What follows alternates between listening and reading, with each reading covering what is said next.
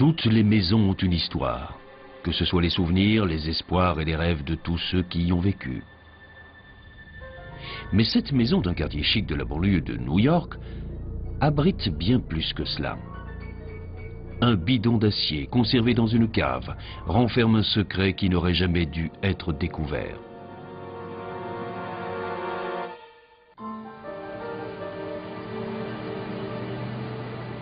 Le 2 septembre 1999, la famille Cohen s'apprête à quitter définitivement sa maison de Jericho dans l'État de New York.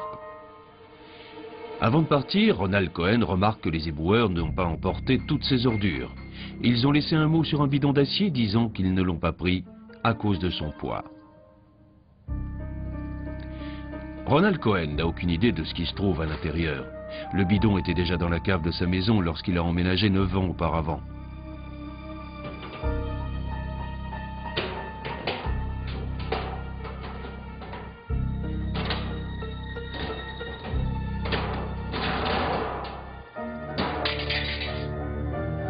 Lorsqu'il ouvre le bidon, une terrible odeur s'en échappe. À l'intérieur, il découvre ce qui ressemble à une main et une chaussure de femme.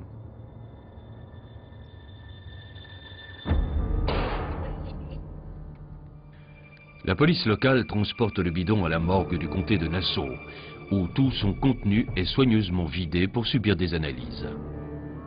À l'intérieur se trouve le corps momifié d'une jeune femme. Quand on a examiné le corps qui se trouvait dans le bidon, il avait la tête en bas et était légèrement tourné. On pouvait voir ses bras et ses jambes qui ressortaient. Le bidon contient également des granulés de plastique, une tige de fleurs vertes en plastique avec des feuilles, ainsi qu'un carnet d'adresses recouvert d'un étrange liquide bleu-vert. Le liquide a pratiquement détruit le contenu du carnet d'adresses, ce qui aurait peut-être permis d'identifier la victime. La mort semble avoir été provoquée par un coup à la tête. On a fait une autopsie du corps et examiné les organes internes.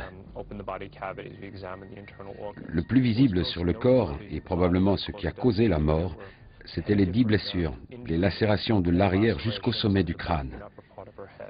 Par lacération, je parle de blessures causées par un objet contondant qui a arraché le scalp et les tissus sous-cutanés.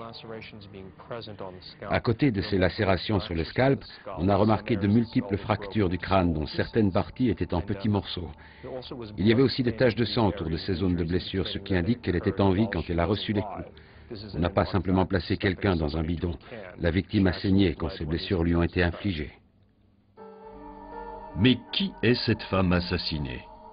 Les médecins légistes pensent qu'elle était blanche ou hispanique, qu'elle avait entre 20 et 30 ans et qu'elle mesurait environ 1,50 m. Ils remarquent également des soins dentaires inhabituels. Il semble que ces soins dentaires n'aient pas été faits aux États-Unis. Tout porte à croire qu'ils ont été réalisés dans un pays sud-américain. Lorsque le docteur Cataniz radiographie le corps, il fait une découverte choquante. Un fœtus de 43 cm, un petit garçon presque à terme. 3 bijoux sont récupérés sur le corps, 2 bagues et un médaillon sur lequel il est écrit « Pour Patrice, de la part d'oncle Phil ». Le premier indice de l'enquête est offert par le bidon lui-même. Il est marqué par différents numéros de série, dont l'un d'entre eux équivaut à une empreinte digitale. Il conduit la police jusqu'à une entreprise chimique de Linden dans le New Jersey. Les archives de l'entreprise révèlent que le bidon a été fabriqué en 1965. 34 ans plus tard, il est devenu le cercueil improvisé d'une femme.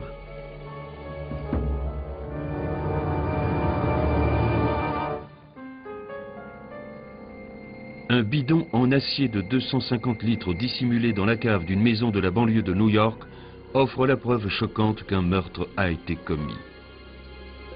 Le dernier propriétaire de la maison affirme que le bidon était dans sa cave quand il a emménagé en 1990. Le propriétaire précédent fait la même déclaration et dit ne jamais avoir eu l'idée de l'ouvrir à cause des étiquettes indiquant la présence de produits dangereux à l'intérieur. Pas moins de 3 familles ont vécu successivement dans cette maison depuis 30 ans. Toutes ont effectivement remarqué la présence de cet encombrant bidon.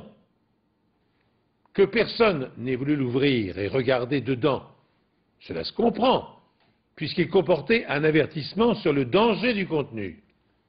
Mais qu'aucune des trois familles n'ait songé à faire venir un service de voirie ou de débarras pour produits toxiques, ça laisse rêveur. Trois familles, c'est-à-dire des gens qui avaient des enfants, ont toutes trois acheté successivement une maison avec ce bidon au sous-sol et choisi de vivre tout simplement au-dessus de 250 litres de produits chimiques possiblement dangereux. Si les criminels savaient l'inconséquence des gens, ils s'inquiéteraient beaucoup moins pour dissimuler des cadavres. Bref, après 30 ans, une étonnante remontée dans le temps va commencer avec une exploration presque alchimique des indices entourant la momie. Le sac à main trouvé dans le liquide au fond du bidon contient des papiers et un carnet d'adresses. Quasiment détruites par le liquide, les pages sont illisibles. Elles sont toutes envoyées à une experte en analyse de documents de la police scientifique. Quand je les ai étudiés pour la première fois, j'ai mis 2 paires de gants et de lunettes, un masque à gaz et plusieurs blouses, parce qu'ils étaient recouverts d'une espèce de liquide visqueux. C'était une sorte de gelée qui recouvrait tout. Et quand j'ai touché les morceaux de papier, elle s'est immédiatement répandue sur mes mains.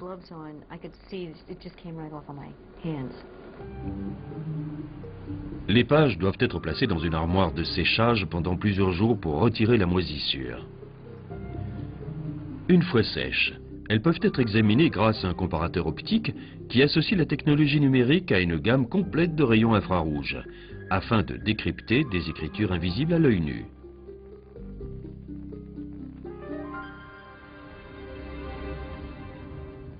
Cette technologie permet de voir les modifications apportées à un chèque grâce aux différentes sources de lumière. Exposée à une luminescence infrarouge, l'encre ajoutée apparaît en fluorescence. Le grossissement permet également de détecter des falsifications de documents officiels. Ces 2 pages de contrat semblent identiques, mais sous rayon ultraviolet, on remarque que l'une d'entre elles a été ajoutée ultérieurement. Des impressions incrustées dans le papier deviennent visibles grâce à des rayons obliques. La lumière transmise permet de montrer ce qui est écrit sous un fluide correcteur. Une fois les pages du carnet sèches, le résultat est décevant. Le liquide a effacé toute trace d'encre.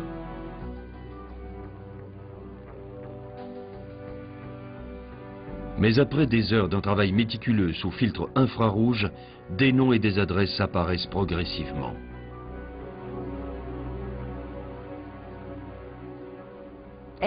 Quand je l'ai placé sous la machine et essayé plusieurs filtres et rayons, des noms, des numéros de téléphone et des adresses ont commencé à apparaître.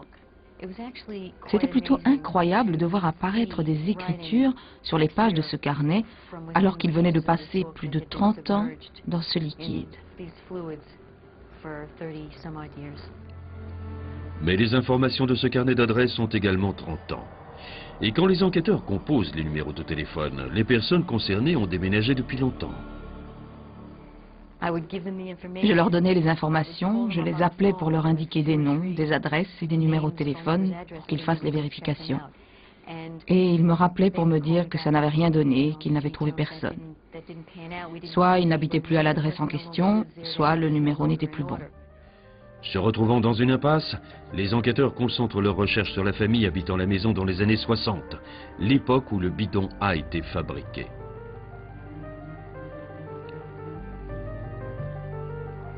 Le propriétaire en question est un homme du nom de Howard Elkins, aujourd'hui retraité à Boca Raton, en Floride. Des gens qui habitaient dans le quartier depuis longtemps nous ont dit qu'ils travaillaient dans une entreprise de plastique à Manhattan. Ce lien éveille les soupçons de la police, puisque des feuilles en plastique et des granulés de même matière ont été retrouvés avec le corps de la femme assassinée. Dans les années 60, Howard Elkins était directeur général associé de l'entreprise de plastique Melrose à Manhattan. L'entreprise fabriquait des plantes et des arbres en plastique. Alors que les enquêteurs envisagent d'interroger Howard Elkins en Floride, le carnet d'adresses commence à révéler d'autres noms et d'autres secrets.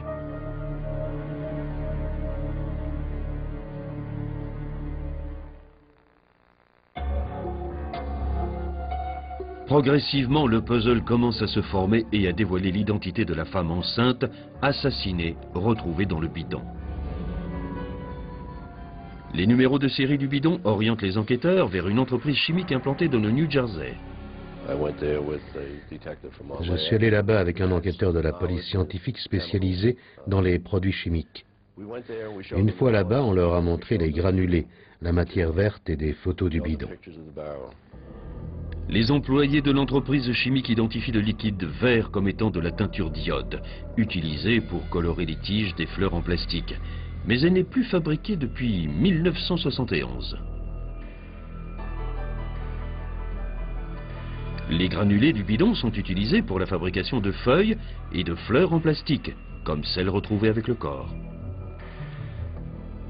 Après que l'affaire a été rendue publique et qu'elle a fait la couverture du journal local, la police du comté de Nassau reçoit un appel anonyme. Il nous a parlé du bidon et de sa provenance, en nous expliquant qu'il s'agissait des mêmes produits chimiques utilisés dans la fabrication des socles des arbres artificiels. Il a fait tous les rapprochements. Il a relié tous les éléments. L'interlocuteur ne connaît pas l'identité de la femme décédée, mais il affirme que Howard Elkins avait une liaison avec une jeune femme d'origine hispanique travaillant pour lui. On avait donc une autre bonne raison de l'interroger, en plus de la présence de ce bidon dans son ancienne maison. Lorsque la police se rend à Boca Raton, en Floride, pour parler à Howard Elkins, ce dernier n'est pas vraiment coopératif. Quand on lui a demandé s'il utilisait des bidons comme celui-ci dans son entreprise, il a répondu par la négative. On n'a jamais eu ce genre de bidon. Vous avez déjà utilisé une teinture d'iode verte? Non, on n'en a jamais utilisé, on n'en avait pas besoin. On a retrouvé des granulés de plastique dans le bidon et on pense que vous en utilisez dans votre entreprise, c'est le cas? Non, je ne sais pas à quoi ils auraient pu servir. Il nous a menti. On savait qu'il nous mentait dès la première minute d'interrogatoire. Je lui ai aussi demandé s'il avait eu une liaison avec une femme quand il travaillait là-bas. Et j'étais surpris quand il a répondu oui. On a continué en lui demandant son nom. Il a répondu qu'il ne savait pas. Quand je lui ai demandé de la décrire, il a répondu que c'était il y a 30 ans. Je lui ai demandé si elle était grande, petite, grosse, mince, si elle était d'origine hispanique. Et il a répondu « Je ne m'en souviens pas ». Ce type a donc dirigé une fabrique de fleurs en plastique à l'époque du crime. Il était propriétaire de la maison où l'on a retrouvé les cadavres dans un bidon utilisé par son usine et contenant les composants nécessaires à la fabrication des fleurs en plastique. Il faut un certain aplomb pour regarder les policiers droit dans les yeux et leur sortir quelque chose du genre « Je ne vois vraiment pas en quoi tout ça me concerne ». Oui, bon. En plus, il avait une liaison avec l'une de ses employées. Son nom? Oh ben, comme si on se souvenait de détails pareils. Il ne se rappelle même pas à quoi elle pouvait bien ressembler, c'est dire. D'ailleurs, affirme-t-il, sa femme était au courant. Pour un peu, ce brave homme mettrait les enquêteurs à la porte sur le ton de « Mais vous m'agacez à la fin! De quel droit venez-vous déranger les gens chez eux ?» Et tenez-vous bien, c'est exactement ce qu'il va faire maintenant. Après 20 minutes de discussion, j'ai sorti ma mallette avec mon matériel et je lui ai demandé si je pouvais lui faire un prélèvement de salive pour un test ADN et vérifier s'il était le père du bébé. Il a refusé. Il a dit qu'il n'accepterait pas ça.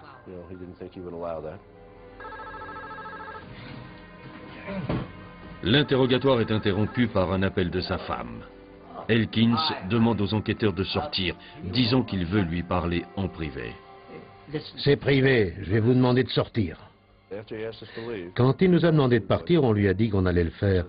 Mais je lui ai fait comprendre que je savais qu'il était impliqué dans cette affaire. Alors je me suis avancé vers lui et je lui ai dit « Nous allons partir, monsieur Elkins, mais je vais aller chercher un mandat et revenir prélever votre sang pour voir si vous êtes le père du bébé de cette femme. Et je reviendrai vous arrêter pour meurtre et vous mettre en prison pour le reste de votre vie. » Il a répondu par un signe de tête et ouvert la porte avant de nous demander de sortir. Lorsque les enquêteurs partent pour chercher la commission rogatoire, Howard Elkins va s'acheter un fusil et des balles.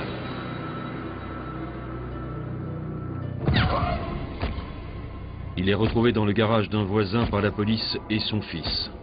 Un fusil entre les jambes. Il s'est suicidé en se tirant une balle dans la tête.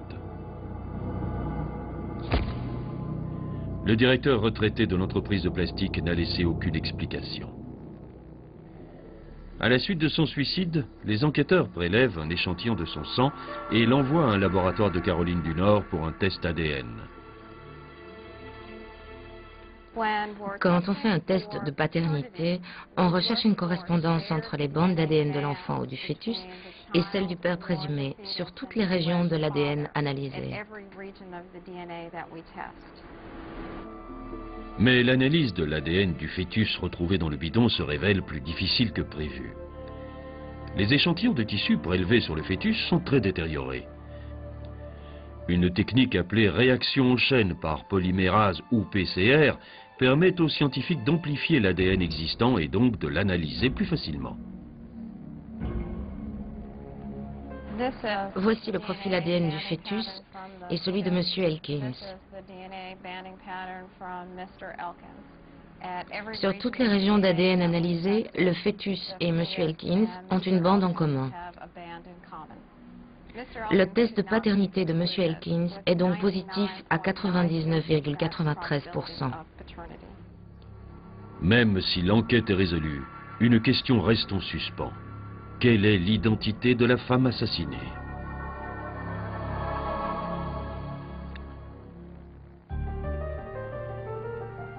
Le carnet d'adresses retrouvé au fond du bidon et recouvert de liquide vert commence finalement à raconter une histoire.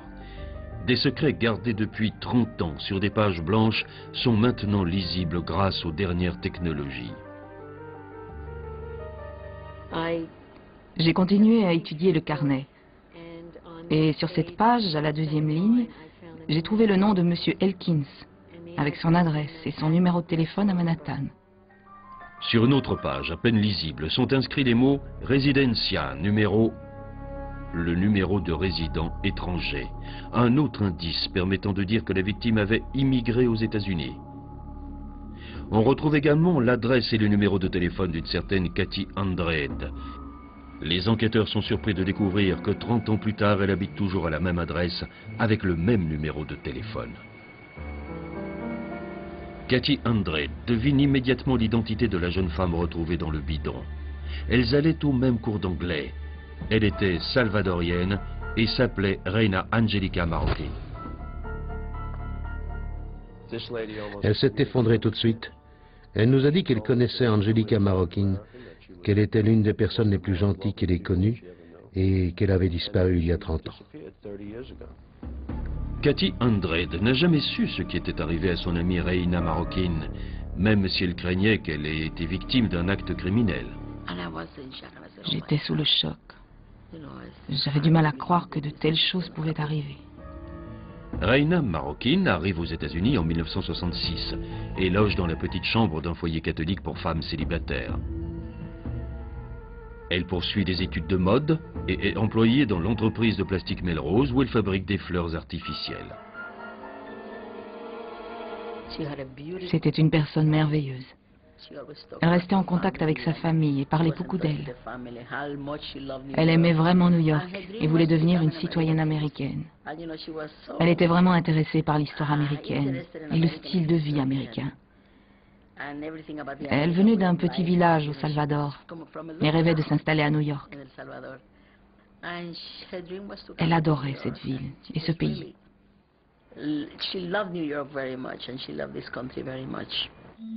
Peu avant sa disparition, Reina a dit à Cathy qu'elle est enceinte, mais elle ne lui révèle pas qui est le père. Elle a commencé à pleurer, pleurer, pleurer. Je lui ai demandé si elle l'avait dit à son petit ami. Elle m'a répondu que non et qu'elle devait partir. Je lui ai dit non, il a le droit de savoir que tu attends un bébé de lui. Est-ce qu'il va t'épouser? Elle a répondu qu'il finirait par l'épouser, mais je ne lui ai jamais demandé qui c'était parce qu'elle ne voulait pas me le dire. Mais Reina avoue aussi à Cathy que le père de son enfant est marié et qu'il a 3 enfants. Elle lui a demandé s'il avait l'intention de quitter sa femme et ses enfants pour l'épouser. Elle était très en colère. Elle a appelé chez lui et c'est sa femme qui a répondu. Elle lui a dit qu'elle attendait un bébé de son mari. Il l'a ensuite rappelé pour lui dire qu'il ne lui pardonnerait jamais ce qu'elle avait fait et qu'il allait la tuer. Elle pleurait, elle était terrifiée. Elle disait qu'il allait la tuer. Je lui ai demandé pourquoi elle avait fait ça et elle m'a répondu « Je sais pas, j'ai été stupide ». Lorsque Cathy Andrade se rend à l'appartement de son amie, la porte n'est pas fermée à clé et il n'y a aucune trace de Rayna. Cathy Andrade se rappelle ce coup de téléphone avec une netteté étonnante après 30 années. Rayna était totalement paniquée. Elle lui a demandé de la rejoindre chez elle. Cathy ne peut pas refuser. Elle demande juste à Rayna de se calmer et lui dit qu'elle arrive tout de suite. Elle est persuadée que son amie est sous le coup de la dispute avec son amant et qu'elle ne sera pas trop difficile à rassurer une fois le premier choc passé. Or, lorsque Cathy se présente à l'appartement, c'est elle qui commence à avoir peur. La porte est ouverte. Elle entre avec appréhension, redoutant de trouver, elle ne sait pas quoi exactement, mais quelque chose de violent. Non. Tout est en ordre, rien ne manque. Il y a même des choses en trop. Le sac de Rayna, ses bottes, son manteau, alors que l'on est en plein hiver. J'ai attendu 3 heures. Quand j'ai vu qu'elle ne revenait pas et que le téléphone ne sonnait pas, j'ai commencé à m'inquiéter. Je suis allée au commissariat pour leur en parler. Ils m'ont demandé si j'étais quelqu'un de la famille. J'ai répondu que j'étais juste une amie. Je leur ai dit qu'elle était enceinte et qu'elle était bientôt à terme. Et il m'a répondu qu'elle était probablement partie faire du shopping. Mais, ne connaissant pas l'identité de l'homme avec qui Rayna entretient une liaison, elle ne peut rien dire de plus à la police. Aujourd'hui, les enquêteurs pensent qu'Howard Elkins a fait venir Rayna à l'usine un soir, peu de temps après avoir appris qu'elle était enceinte. Là, il la frappe à mort. Il emporte son corps jusqu'à sa maison de la banlieue de Long Island, avec l'intention de l'emmener sur son bateau pour le jeter à la mer. Il place ensuite son corps dans un bidon d'acier récupéré à son travail.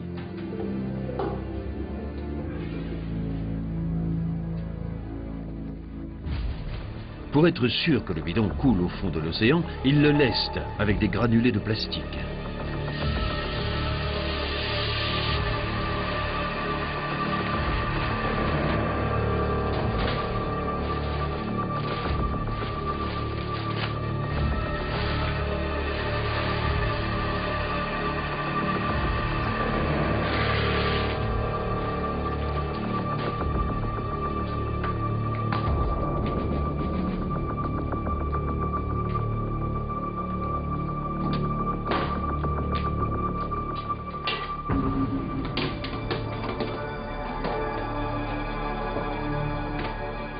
Mais il a sous-estimé le poids du bidon. Pesant 150 kilos, celui-ci est bien trop lourd pour être porté jusqu'à son bateau.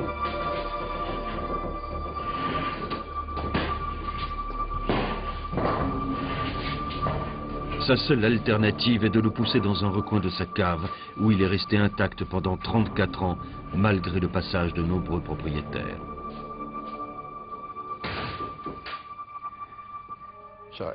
Il avait un bateau, et je pense qu'il avait l'intention de jeter le bidon par-dessus bord. Mais quand il l'a rempli, je crois qu'il n'avait pas imaginé que ça pèserait aussi lourd.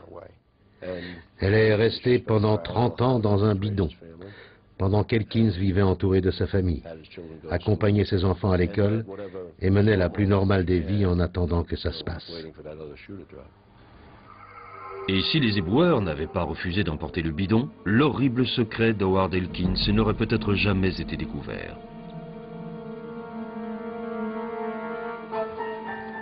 Oscar Corral édite cette histoire dans le journal Newsday et se rend au Salvador pour retrouver la famille de Rayna. À San Martin, un petit village près de San Salvador, il rencontre la mère de Rayna Marroquin, alors âgée de 95 ans. Elle est sortie de sa maison sous le porche et je me suis présenté en tant que journaliste du journal Newsday de New York. Je lui ai dit que la police avait retrouvé une femme qui avait été assassinée il y a 30 ans. Quand elle a vu la photo de sa fille, elle a failli se trouver mal. Il a fallu qu'elle s'appuie sur quelqu'un. Elle a baissé la tête et s'est mise à pleurer. Ça faisait 30 ans que cette femme attendait une réponse. Elle m'a dit qu'elle avait rêvé de sa fille pendant toutes ces années. Elle l'a même vue dans un bidon. Ça l'a hantée pendant très longtemps. Je crois que j'ai mis fin à cette souffrance plus que je n'ai apporté de tristesse. Ironie du sort. Reina avait quitté le Salvador quand elle avait découvert que son mari avait une liaison avec une femme qui s'était retrouvée enceinte de lui. À New York, elle s'est retrouvée dans la même situation. Mais cette fois-ci, c'était elle la femme enceinte prise au piège dans une relation aux conséquences effroyables.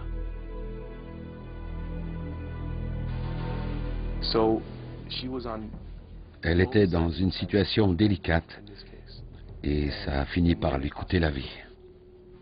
Je suis vraiment désolée pour Reina, parce qu'elle avait un avenir. Elle a payé le prix fort pour cette erreur. Et j'espère que cette histoire servira de leçon à d'autres jeunes filles. Et qu'elles apprendront qu'il faut bien réfléchir avant de faire une erreur. Et quand on est jeune, on ne réfléchit pas toujours. Je suis vraiment triste parce qu'elle avait de beaux rêves. Elle voulait devenir assistante sociale. Elle aimait donner aux autres. C'était quelqu'un de bien, une personne magnifique. Les enquêteurs découvrent un dernier message sur une feuille blanche trouvée dans le bidon à côté du corps de Reina Marroquin et son futur bébé. Un message probablement écrit de la main de Reina pour Howard Elkins, disant « Ne m'en veux pas, j'ai dit la vérité ». Ce message qui apparaît sur une feuille vierge après le dénouement de l'affaire, comme si une main invisible venait tracer un dernier au revoir. Là aussi, belle idée à exploiter pour un scénario de film étrange. Après la maman, presque centenaire, apercevant en rêve le bidon qui sert de sépulture à sa fille, ce qui nous manque, c'est que pensait de tout cela l'épouse de Howard Elkins. Car, selon le déroulement connu, c'est l'appel lancé par la malheureuse Reina à la femme de son amant qui a déclenché le meurtre et la dissimulation du cadavre. Donc cette dame Elkins était-elle aussi au courant depuis 30 années? Au courant au moins de l'infidélité de son mari, puis sûrement de l'arrivée dans sa cave du bidon maudit. A-t-elle fait le lien? A-t-elle dormi elle aussi du sommeil du juste, une fois cette petite ouvrière agaçante et qui cherchait le scandale, éliminée de la vie honorable du couple Elkins?